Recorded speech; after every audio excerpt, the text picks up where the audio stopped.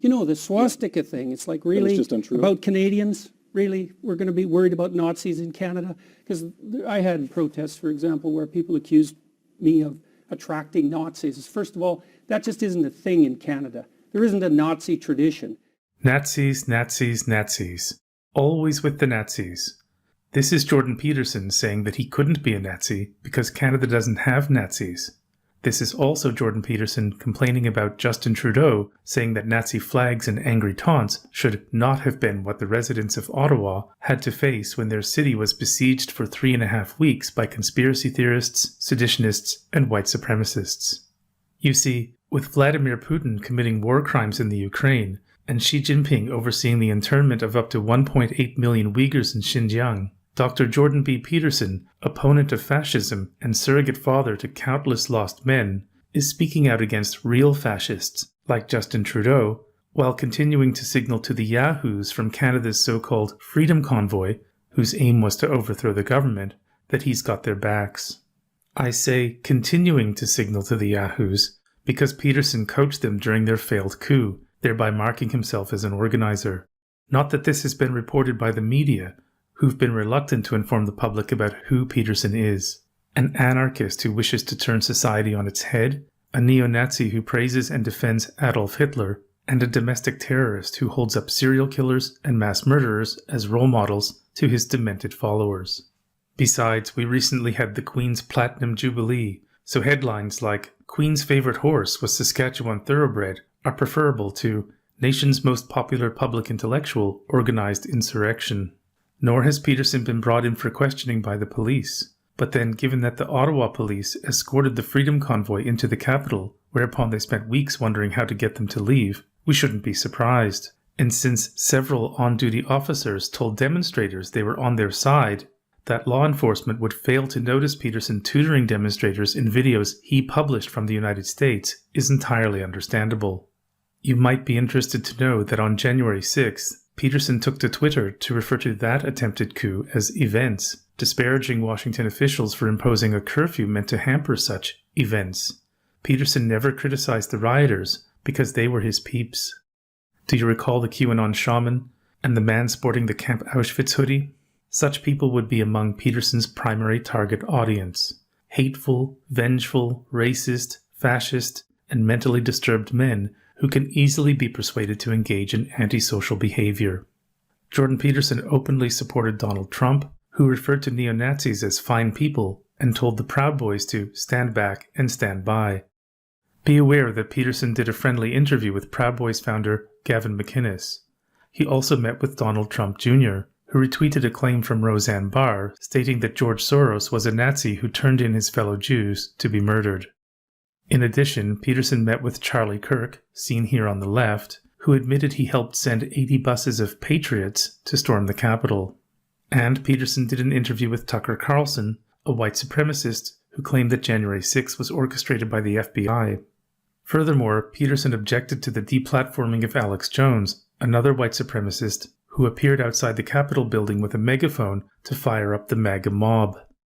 Peterson's support for January 6 was covert and indirect, but his support for the 2022 occupation of Ottawa and the wider Freedom Convoy protests was, and is, a possible crime hiding in plain sight. Let's return to Peterson's interview with the Hoover Institution, a conservative branch of Stanford University that courts members of the far right. The February protest by Canadian truckers. They're protesting COVID restrictions. Some of them block border crossings. Some of them snarl the capital city of Ottawa. A quotation, then a video clip. Here's the quotation. You, in a message you taped for the protesters, I'd like to commend all of you for your diligence and work on accomplishing what you have under trying conditions and also for keeping your heads in a way that's been a model for the entire world. Close quote. Now the clip. It has to stop. The people of Ottawa don't deserve to be harassed in their own neighborhoods. They don't deserve to be confronted with the inherent violence of a swastika flying on a street corner, or a Confederate flag, or the insults and jeers just because they're wearing a mask. That's not who Canadians are. All right, so Wow. here's I can hardly even look at him. here's the first question. How can discourse in a great democracy have become so polarized that Jordan Peterson and the Prime Minister look at exactly the same set of events and come to opposite conclusions about them? Well, he's lying, and I'm not. So that's a big part of the issue. I don't believe that he ever says a word that's true. From what I've been able to observe, it's all stage acting. He's crafted a persona. He has a particular instrumental goal in mind, and everything is subordinated to serve that. And Why? so, What's the motivation? the same motivation that's generally typical of people who are narcissistic, which is to be accredited with moral virtue in the absence of the work necessary to actually attain it. All right. He's playing a role. The liar, actor, and narcissist who's pretending to be moral and playing a role is Jordan Peterson, who's utilizing a technique that narcissists love, gaslighting. But if we accept that what Trudeau said was really a lie, perhaps we can deduce that Peterson believes the truth is that the protests shouldn't have stopped, and that the residents of Ottawa weren't being harassed or confronted by Nazi and Confederate flags. I'm confident that is what he believes, because he told the demonstrators that when or if they decided to stop breaking the law was up to them. You see, Ontario Premier Doug Ford responded to the demonstrations by declaring a state of emergency and labeling them an illegal occupation. Of course, everything Trudeau said was reasonable, and most Canadians know it. In Ottawa, the harassment, aggression, violence, noise pollution, white supremacy, and disruptions to peace, order, and people's livelihoods were on display for 24 days, and the perpetrators were denigrated by the mayor and nearly every media outlet in the country, regardless of party affiliation. A poll by the Angus Reid Institute found that 3/4 of Canadians wanted the Freedom Convoy to stop demonstrating and leave Ottawa. Demonstrators expressed dismay that millions of Canadians did not wish to support or join them in committing a crime. But let's return to the Hoover Institution. Peterson is about to rant about Nazis. The swastika thing, it's like really just untrue. about Canadians. Really, we're going to be worried about Nazis in Canada? Because I had protests, for example, where people accused me of attracting Nazis. First of all, that just isn't a thing in Canada. There isn't a Nazi tradition. And I don't know anyone in Canada who's ever met anyone who's met someone who was Canadian who was a Nazi. And so that's just a non-starter. So, there are no Nazis in Canada, and presumably after Peterson asked every Canadian he's ever met, "Do you know any Canadian Nazis?" the answer was no.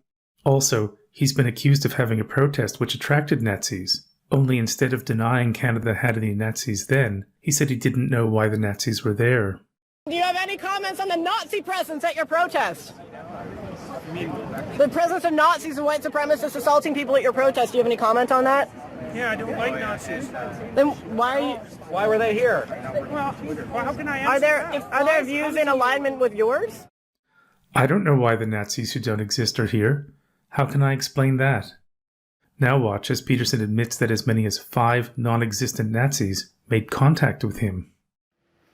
I've had very, very few, but the odd letter from, and really I mean I could count them on the fingers of one hand, from neo-Nazis, self-stated, who say some variant of, "We understand completely that you have no time for us, but we think you're wrong."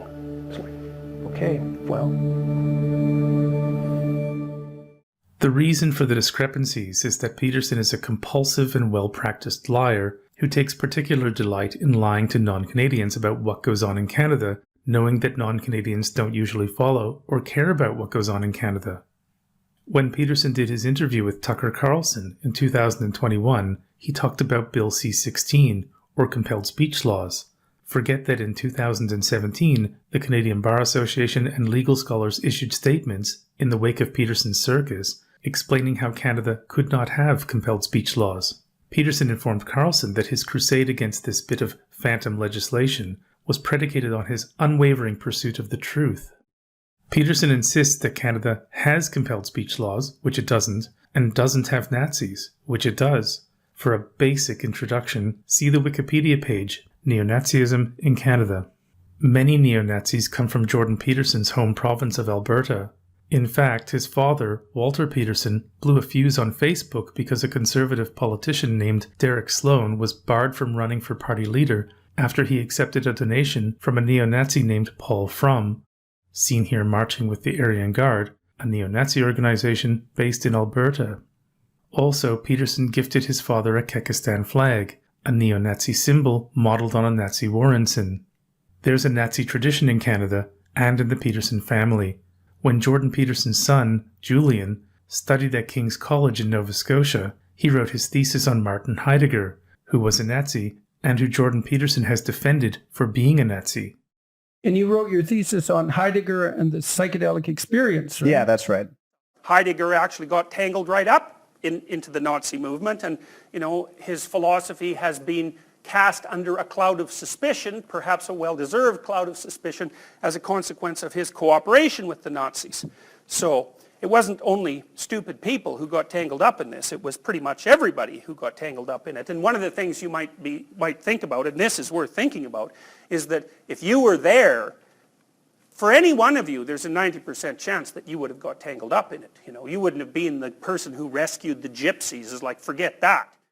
As for Peterson's daughter, Michaela, here she is on Rebel News, Canada's version of Breitbart News, doing a bit of signaling while discussing dominance hierarchies.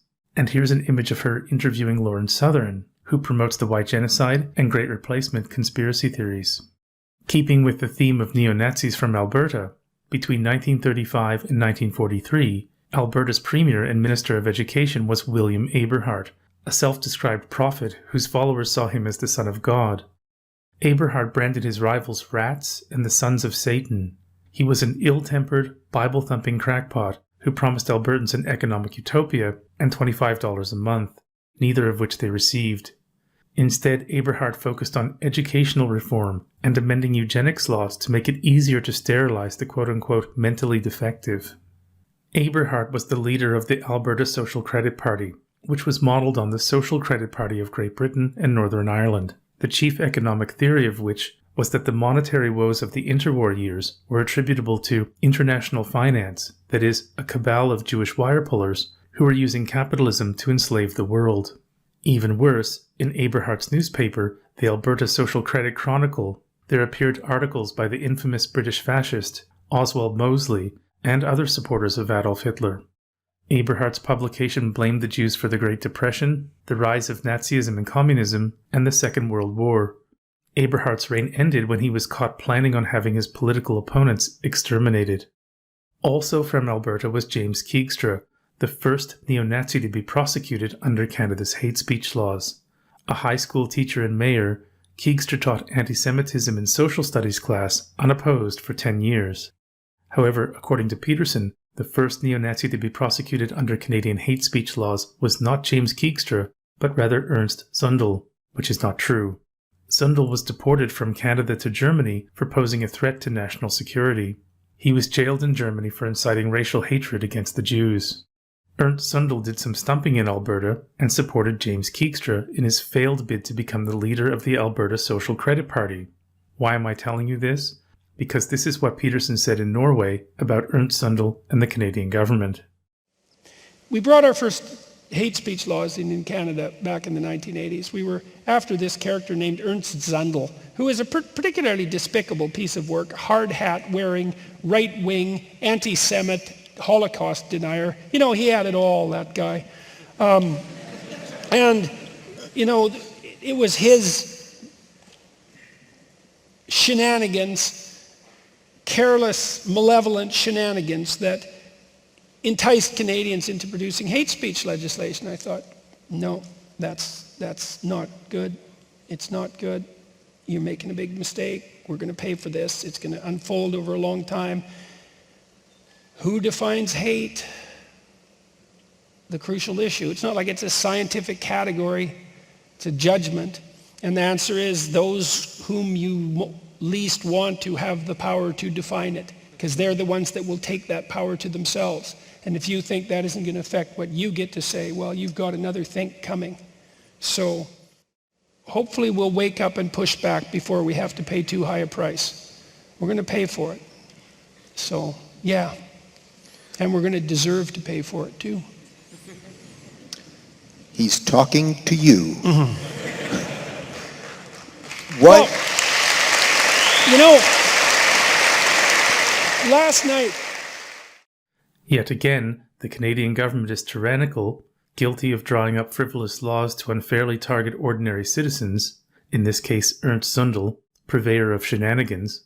Never mind that Zundel was a German citizen, and hate speech laws were first applied to Zundel's pal, James Keegstra. Also, we need to push back against these laws, because the government might come for us, just as they came for the most notorious neo-Nazi in Canadian history. Cue the applause. Be aware that in the same talk, Peterson shrugged off accusations from the woke flakes that he was like Hitler, said that a quote-unquote woman parliamentarian who'd commented on the horrors of Kristallnacht was, quote, not that morally virtuous to notice that, end quote, and relayed what he called a joke about Jews being gassed as he repeatedly gave the Sieg Heil. He taught it to, it's so horrible. And I'm going to be so killed for this. He taught it to do its little salute when he said, gas the Jews, which is not funny, you know, except it's horribly funny, you know, that's the thing. Well, look, and so yeah, you laugh, that's right, because you're all horrible, and you know perfectly well that it's horribly funny. And later, when someone asked Peterson if he would move to Norway and run for Prime Minister, the audience applauded again. Although the aforementioned Bill C-16 was not about compelled speech, it was about hate speech, defined as advocating genocide and the public incitement of hatred toward an identifiable group. And Peterson called the bill reprehensible, like he called hate speech laws not good. You know, you almost get the impression that he's worried about being prosecuted under such laws. Actually, he has admitted to this. I wonder why. You know, and then I say something, initially dismissive of Jews. And you're all mad, and there's 2 or 3 people who go, yeah! And then I think, oh, you know, that's kind of an interesting response. And then, you know, I lay out a couple more ideas, and some of them don't get any response, and others, you know, people perk right up. And I'm not stupid, and I'm trying to get the bloody attention of the crowd. Anyway, there are no Nazis in Canada, except for Ernst Zundel, who is mistreated by the despots in Ottawa, and possibly one or more of the neo-Nazis self-stated who reached out to JP, but there are definitely no Nazis among the Freedom Convoy, a claim Peterson likes to emphasize. Welcome to the working class, those truckers. Well, they're all white supremacists and racists. It's like, really, in Canada? Are they now? White supremacists? Really? Or Nazis? In Canada? There aren't any of them. There was a lesson to learn from the Holocaust. We're always reminded that. Never forget. We've learned our lesson. There's a lesson to be learned. It's like, okay, fair enough, man. What was the lesson? That's the question. What was the lesson? And the lesson is, you're the Nazi. That's the lesson. It's like, really? Really?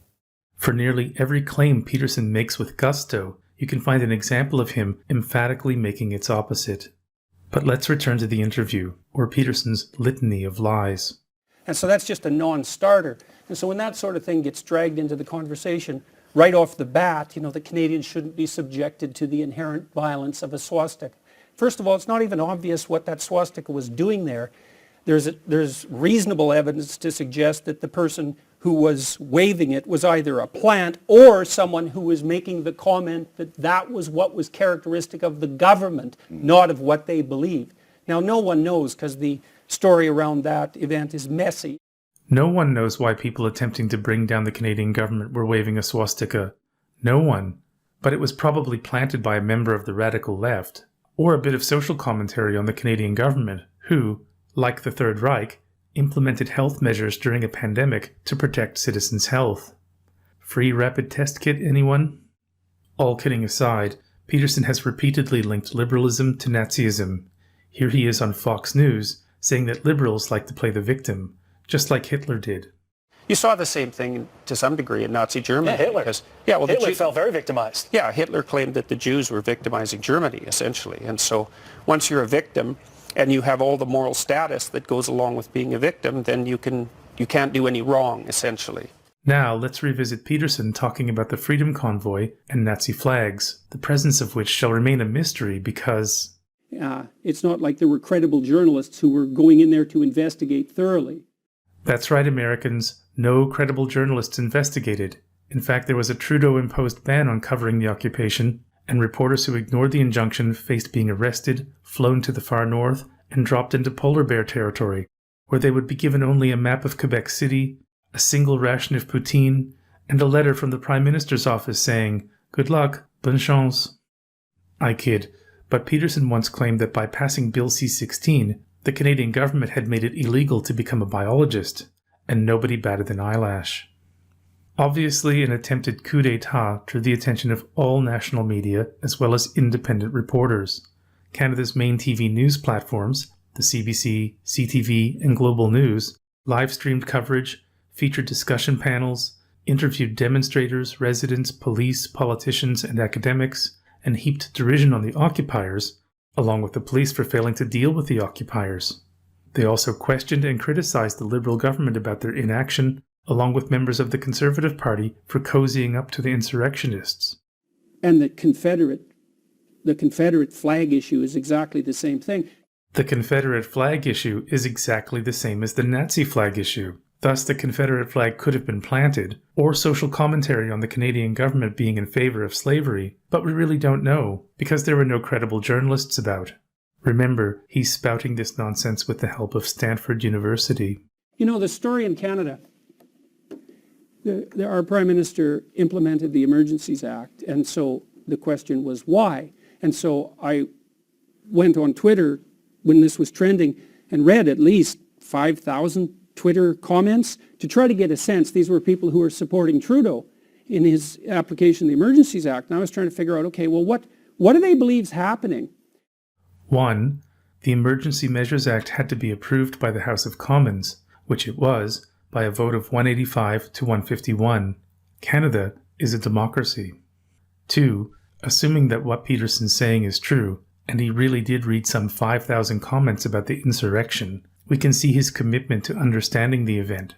Knowing Peterson like I do, he would have watched closely and thought for hours about how the next siege could be made a success. And the story seemed to be, and this is as far as I can tell, and maybe I'm wrong, the story was something like, "Make America Great Again." Conservative Republicans on the pretty far right were attempting to destabilize Canadian democracy. And so my question was, well, what makes you think they care, first of all, about Canada and its democracy? And second, why in the world would they possibly do that? You need a motive for a crime like that. And that was at the same time the CBC was insisting, the Canadian Broadcasting Corporation, which is subsidized by the Liberals to the tune of $1.2 billion a year.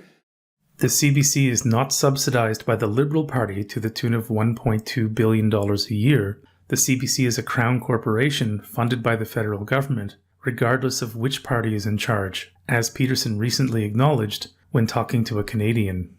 Funding for the CBC comes from taxpayers, subscription fees, advertising, and so on. Although unofficially centre-left, the CBC operates independently of the government, and Canadians who like their news from the right can get it from CTV and other sources. There are various reasons why Peterson singles out the CBC. For one, rednecks hate it, call it the Communist Broadcasting Corporation, and would like to see it defunded or burned to the ground. One of Peterson's core strategies is to echo online comments from the far right. For another, there was a time when the CBC was tracking Peterson. They implied he was a fascist and public menace. As for the MAGA movement trying to destabilize Canadian democracy, this really happened. Protesters waved Trump banners and Make Canada Great Again signs. The Ottawa police reported that many of the GoFundMe donations appeared to come from the United States. The occupiers were endorsed by Tucker Carlson, Joe Rogan, Dave Rubin, Alex Jones, and the Donald himself. During the siege, Trump called Trudeau a far-left lunatic who had destroyed Canada. Naturally, this was reported by the CBC and other media outlets, but it was also reported that most of the sedition was homegrown and that much of it came from Alberta. Let's watch a related clip from the CBC. We now know the protesters had a lot of foreign support, especially money. But those who chronicled the rise of the Freedom Convoy and some of the people behind it warned that focusing only on that misses the point. We need to wake up to the fact that this extremist movement is born in Canada, raised in Canada, and has proliferated in Canada. Now let's resume watching Peterson talk about what the Liberal-funded CBC was insisting that most of the money that the truckers raised was foreign financed. If it wasn't the bloody Russians, then it was the American conservatives. And so that all turned out to be a complete lie. And so, fine, it's Republican right-wingers trying to destabilize Canadian democracy. Why? No one has an answer for that, because what's in it for them? And then, okay, 3 days later, the Emergency Act was lifted. And I thought, okay, now what are they going to make of that? What could possibly be the rationale for that? And the rationale was, well, that just shows you how effective he was. We had this coup ready to go that was financed by Americans, apparently, and our Prime Minister acted so forthrightly that we only needed to be under the strictures of the Emergency Act for 3 days. It's like, okay, I don't even know what sort of world I exist in where those things are happening. He's implying that there wasn't a coup and that the government passed the Emergency Measures Act just to make themselves look good. He's also telling Americans that Canadians unjustly blame them for political interference. He's trying to turn Americans against the Canadian government, just as he tried to turn Norwegians against the Canadian government when he made it appear that Ernst Sundal had been unfairly targeted by Canada's legal system. After all, if the government went after a neo-Nazi like Sundal, what's preventing them from going after a neo-Nazi like Peterson? One reason Peterson keeps hammering home that the coup plotters contained 0 Nazis is because he's a Nazi and one of the plotters. He emphasizes that the American interference claim is preposterous, yet he coached the demonstrators from the United States. Furthermore, Peterson has his knickers in a twist about the Emergency Measures Act because that's what ended the occupation and transformed an attempted coup into a failed coup. More importantly, Peterson's characterizations of the demonstrators are like his characterizations of Nazis and mass murderers. What they did is understandable, brave, heroic, logical, and relatable. By contrast, the voices of the victims, whether they be Jews, school children, or the residents of Ottawa, who are forced to put up with thousands of dangerous idiots, are always omitted. Again and again with Peterson, it's the criminals who are good and the innocents who are bad. Hitler, he tells us, was an organizational genius, as well as an effective leader, whereas Trudeau is a lying fraud who Peterson says should resign. Jordan Peterson is a psychopath who signals to other psychopaths, a malignant narcissist trying to communicate with other malignant narcissists. He wants to see democracy and the rule of law turned on its head. In The Devil and His Due, How Jordan Peterson Plagiarizes Adolf Hitler, which was published on December 21st, 2020, I predicted, half in jest, that Peterson would organize a convoy of pickup trucks to overthrow the Canadian government. Here's me explaining how this scheme would unfold. First, Peterson fans will gather in the parking lots of bingo halls and Tim Hortons across the Great White North. After comparing cowboy boots and grumbling about the taxes on cigarettes that go toward propping up communist healthcare, they'll hop in their pickup trucks adorned with bumper stickers that say, "Support our lobsters," lobsters being a reference to Peterson's fans, and converge on Parliament Hill. There they'll torch the House of Commons, and Peterson will issue a statement that reads, the fire was, started by the Marxist element, let's say. True, Peterson only latched onto the freedom movement after it got rolling, if you will, but my prediction was accurate enough. Maybe I'm one of those internet oracles, a genius at futurology, or perhaps understanding Peterson is easy, because he's Canada's top neo-Nazi organizer. Is there a reason why you wouldn't show up to something like this? Like to support the truckers or at least lend your voice? No, the reason I'm not there is because I have other commitments, right? I'm on this tour and people have bought tickets and there's thousands of them and that's what I'm doing. And, you know, I put out videos in support of them. Note the hypnotized expression on his simian mug. He finds the sort of antisocial behavior that occurred in Ottawa entrancing, and he has spoken about antisocial behavior and how it can spread like a virus that he hopes to transmit by demonizing those who wish to defend democratic values. In Norway, Peterson criticized the Scottish government for posting signs in the Glasgow subway that were, quote, asking people to turn in their neighbours for saying something offensive, end quote. I studied in Glasgow and know the signs he's talking about. Here's what they really say. Antisocial behaviour will not be tolerated. Please be considerate of other passengers. Rather different from asking people to turn in their neighbours for offensive speech. Did you spot how Peterson's lie was part of a pattern? If you were unfamiliar with the Glasgow subway, as most people would be, you wouldn't know what its signs said. Just like if you lived in Norway, you wouldn't know that Ernst Sundal was a major Nazi organizer. Or if you were American, you wouldn't know that Canada's Liberal Party does not pay the CBC $1.2 billion a year. Peterson lies constantly. He's a lying machine. When Peterson shows images like this one of Hitler as a white knight paired with the anarchy symbol, as well as this one of the German imperial eagle coupled with a young man joyfully participating in a riot, as he did during a TEDx talk supposedly about the reality in which inspired people live, he isn't issuing a warning, he's blowing his far-right dog whistle for the benefit of his loutish and mindless adherents. In the next clip, watch how he characterizes Trudeau as a coward. Why would I be happy that the leader of my country ran away from a protest citing security concerns, which is a very bad move to begin with? It's like, well, I have to leave because you people are so dangerous. You're saying it shows weakness? Well, no, it's worse than that. It's an instigation. It's an instigation because he said that the reason he had to leave was because of security concerns, which means you people are dangerous and not to be trusted. And I don't think the truckers so far are dangerous and not to be trusted. And I've been watching them handle this.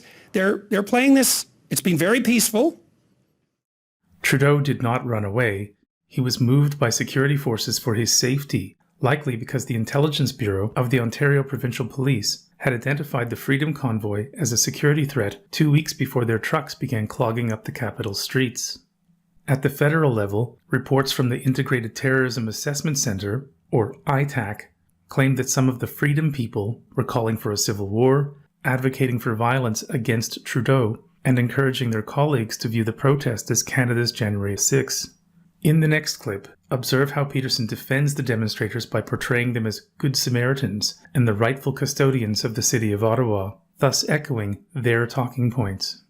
They've set up food camps to feed the homeless, and they're shoveling the snow in front of the war monument, and now they have a guard around the Terry Fox statue. Terry Fox was a man, one-legged Canadian, who ran across the country raising money for cancer, and he's a Canadian hero, and his statue was desecrated in the language of the mainstream press. They put a upside-down Canadian flag on it and put some clothing on him, which was desecration, which, okay, have it your way. In any case, the truckers set up a guard around the statue, so that's not going to happen again. And they seem to be not taking the bait. And so I hope that that continues and that this proclivity to instigate, which would be extraordinarily convenient for Mr. Trudeau and which is an easy out for him, I'm praying that that doesn't happen.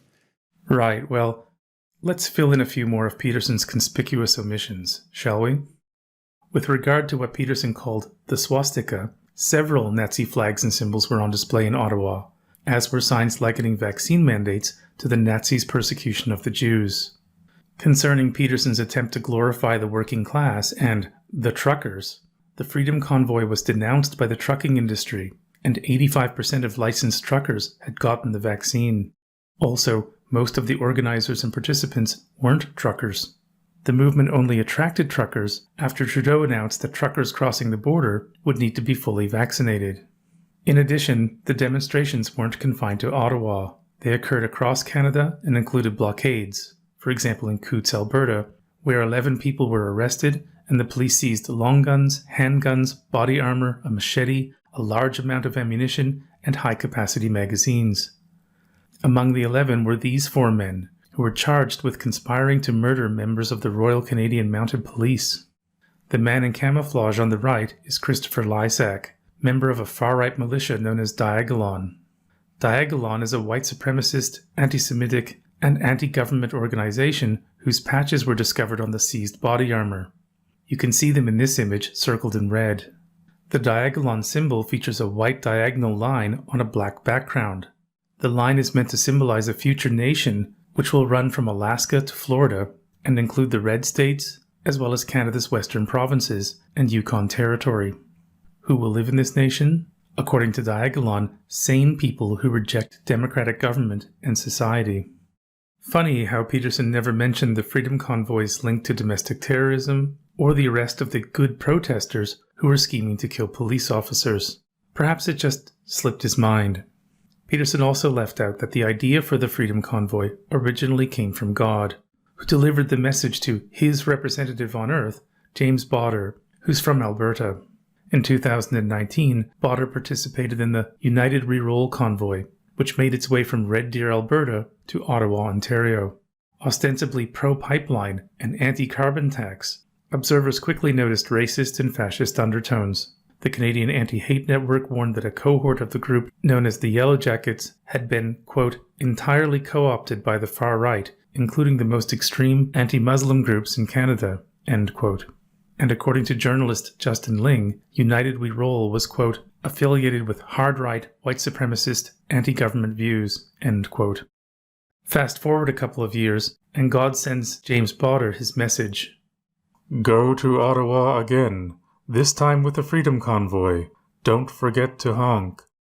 You see, God and Mr. Botter believed that COVID measures had divided Canada, so to unite Canada, Botter would have to embark on a holy mission to occupy the capital for a few months and present the government with what he called a Memorandum of Understanding, which requested that all vaccine mandates, which varied across provinces and territories, be lifted, all employees who were fired for refusing the vaccines be rehired, and everyone fined for non-compliance be reimbursed.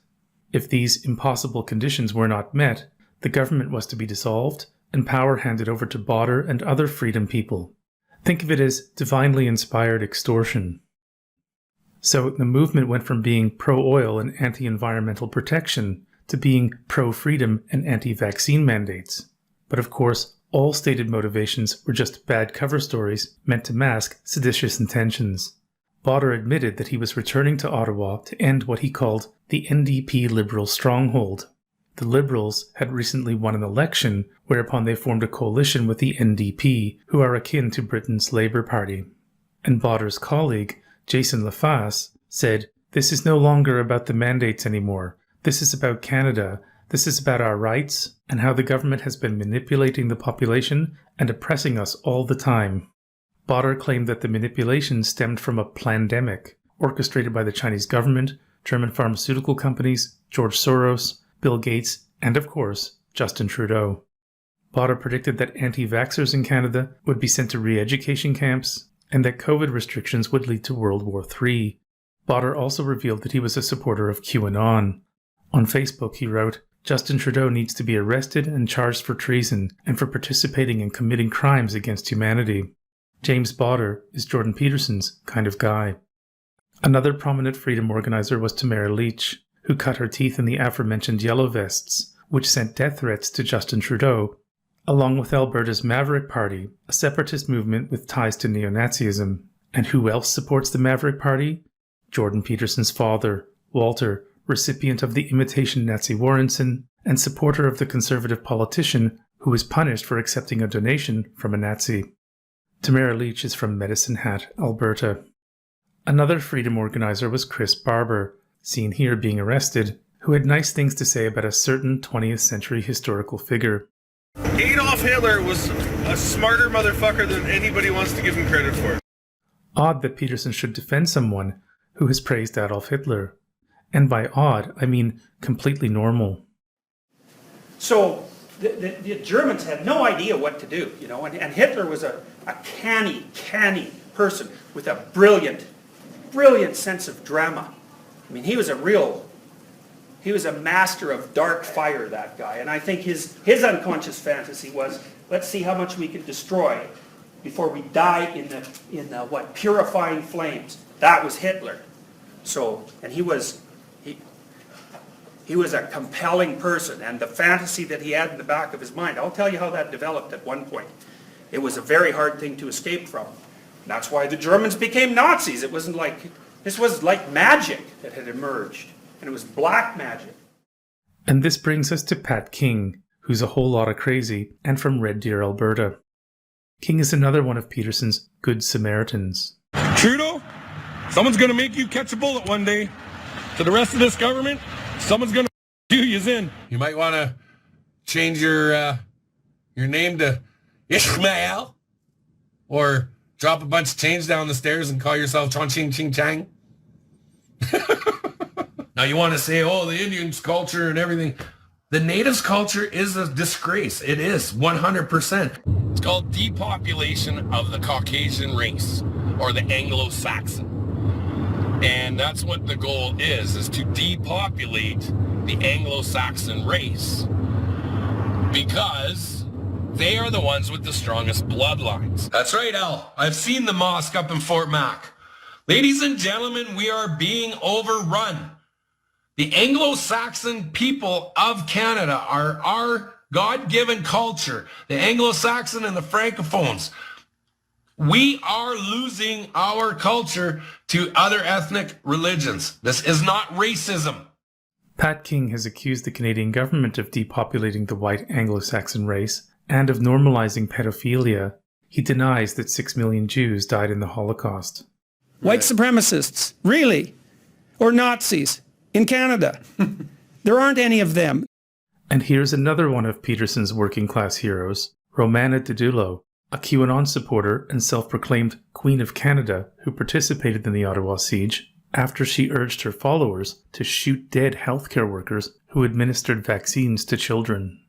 And then there's Jeremy Mackenzie, who traveled to Ottawa a day after police executed a search warrant at his parents' home as part of an investigation involving Mackenzie recklessly waving a gun around in a place of business.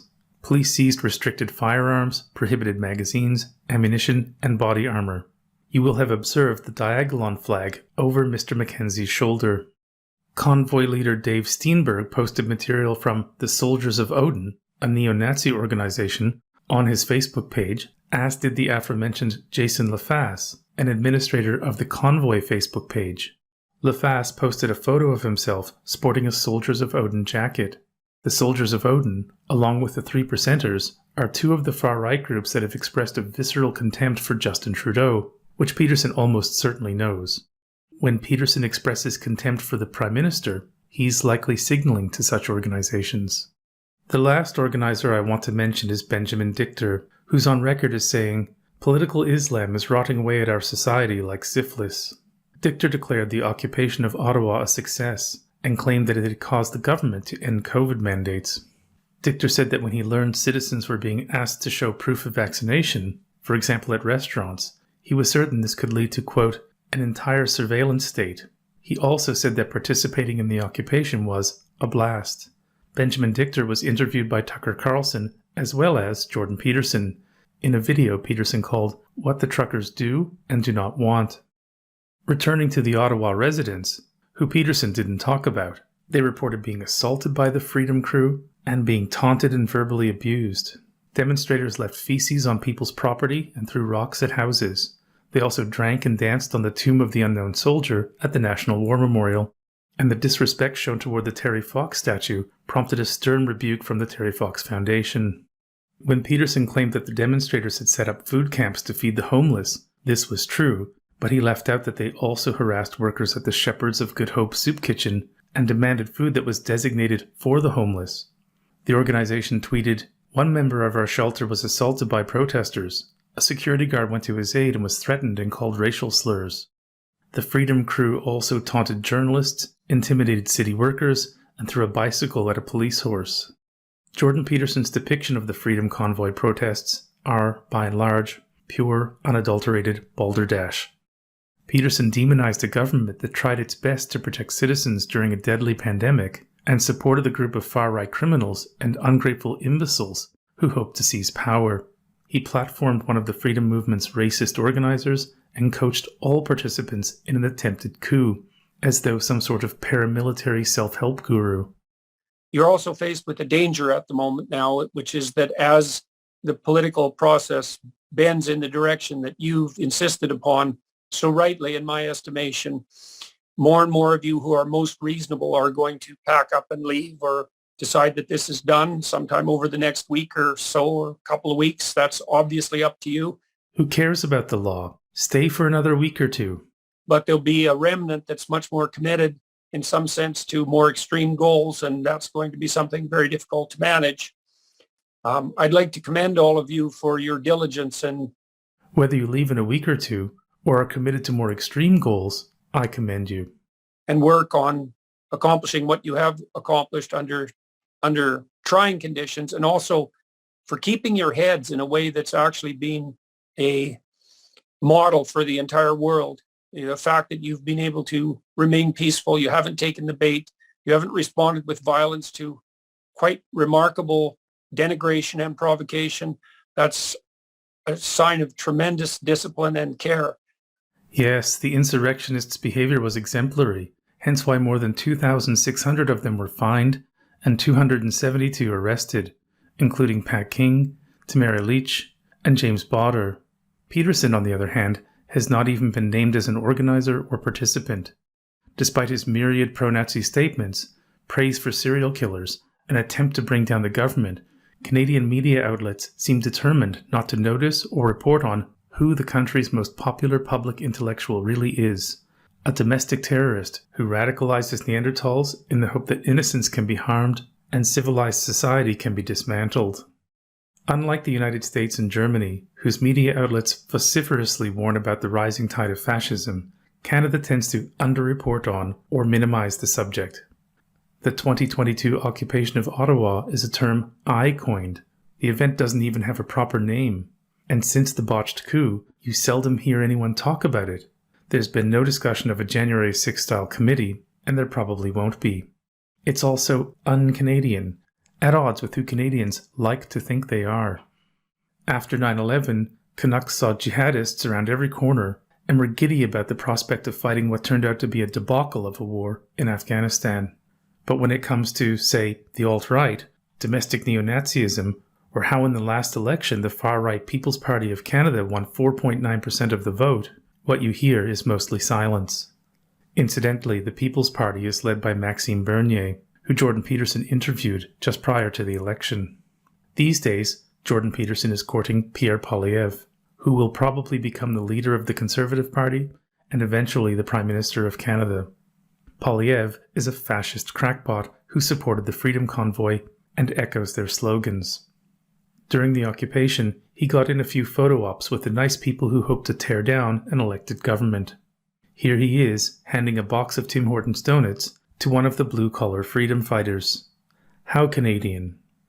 Like the interim leader of the Conservative Party, Candice Bergen, seen here donning a Make America Great Again hat, Pierre Poilievre wagers that the best way to drum up support is to engage in Trumpian-style populism, that is, crass demagoguery. Poilievre reminds his base that officials are the masters and they the slaves.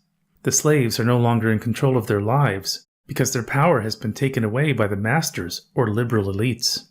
And the liberal elites, Poilievre says, are just like the pigs from Animal Farm, their democratic socialism akin to communism. On Poilievre's watch, the slaves will become the masters and all will be right. Far right. Can you guess which province Poilievre is from? I'll give you a clue. It rhymes with Alberta. During a recent Conservative Party leadership debate held in Alberta, Pierre Poilievre was asked what book he'd been reading. Listen to his reply. What are you having time to read these days? Well, Jordan Peterson's 12 Rules. Great book, and a lot of good lessons.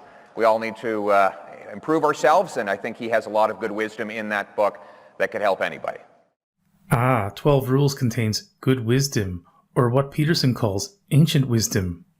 I wonder if Poilievre was alluding to the lengthy quote from Mein Kampf, offering advice on how to lie. And when he called 12 Rules a great book, perhaps he had in mind the occultic poem about the return of Lucifer, or the question, what do we see when we are swept up in the fire and drama of a National Socialist rally? Peterson does love his Nazi rallies, and has repeatedly called them perfect. When Poilievre said the book contained good lessons, I wonder if he was referring to Peterson's exhortation to hit children. Like many narcissists, Peterson has an unhealthy obsession with children, hence why in 12 Rules he writes, understanding my own capacity to act like a Nazi prison guard or torturer of children in a dungeon, I grasped what it meant to take the sins of the world onto oneself. Each human being has an immense capacity for evil. So the pro-freedom convoy politician, who will probably become Canada's next Prime Minister, touted a book wherein the author says he has the capacity, present tense, to be a Nazi camp guard and torture children in a dungeon. Be aware that at Auschwitz, Peterson's favorite death camp, children were tortured to death in underground labs. I wrote an essay when I was about 13 on Auschwitz. It wasn't a very good essay, but I was only 13, so it's not that surprising. So I said when I was about 13, I wrote an essay on Auschwitz, and I was trying to understand it. I think maybe I tried to understand it in a way that was somewhat different than most people who examine historical events, because I was trying to understand how human beings could do that, knowing full well that I was one of them. Also be aware that Peterson has said that he wrote his chapter on parenting, or hitting kids, after he realized he was a monster. He has encouraged his followers to realize they are monsters, because this will help them better understand Nazis. When Jordan Peterson continues to demonize the Canadian government and glorify the insurrectionists, he's setting the stage for another go at annulling the democratic process. And if there is a next time, he could have help from the inside, in the form of Pierre Poilievre, Candice Bergen, and others who comprise the Make Canada Great Again wing of the Conservative Party, a faction that is gaining momentum, the tail that could wag the dog, as is the case with the American Republican Party. Both parties have been courting the crazies, only to be commandeered by the crazies. And as Poilievre promised Peterson, if elected he will defund the CBC. That would make Peterson ecstatic, because one day the CBC might stop reporting on the marvels of the royal family long enough to work out that Jordan Peterson is Canada's foremost neo-Nazi organizer. Actually, this will probably never happen. Former Conservative Party leader Andrew Scheer did an interview with a known neo-Nazi and friend of Jordan Peterson, Faith Goldie, and the CBC failed to report it. If you want to be a Nazi in Canada, or a politician who consorts with Nazis, you can do so with the assurance that the chance of being outed by the CBC or other Canadian media outlets is extremely low. Don't let all the "we're so good" propaganda fool you. In Canada, farce is never far away. Let's conclude with the interview at the Hoover Institution. After Peterson says Canadian Nazis don't exist, he says almost anyone can become a Nazi. When I spent a lot of time at the various universities I was associated with studying motivation for atrocity, because I was very curious about that as a psychologist, not as a sociologist or an economist or a political scientist. You're an Auschwitz guard. Okay, what's motivating you as an individual? And I wanted to understand it well enough so that I could understand how I could do that, because one answer to that is, well, that sort of behavior is so far beyond the pale that it's completely incomprehensible. It's just a manifestation of, say, like intense psychopathy, and a normal person can't even imagine it. And I think, that evidence doesn't really suggest that, because it isn't obvious that all the people involved in the Nazi movement, for example, were criminally pathological, that they were deviations, like incomprehensible deviations from the norm. It'd be lovely to think that, and it would make the world a lot simpler, but I think the evidence mostly suggests that no, you can get ordinary people to do that sort of thing, and maybe even to enjoy it. So ordinary people can become Nazis, and maybe even enjoy it. Gosh, I wonder what kind of ordinary people, for example, working class people, Peterson has in mind.